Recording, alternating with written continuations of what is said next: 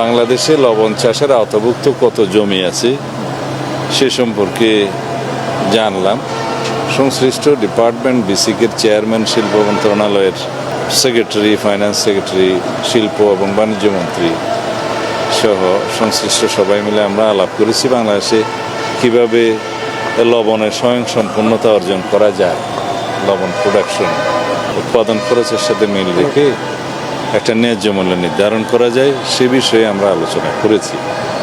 আর বিভিন্নভাবে ইন্ডাস্ট্রিয়াল লবণ এবং বাণিজ্যিক লবণ, বিভিন্ন লবণের যে চাহিদা সেই হিসাবে যে সরকার বিভিন্ন সময় আমদানি করে সেটার যৌক্তিকতা নির্ধারণের জন্য আমরা আলোচনা করেছি।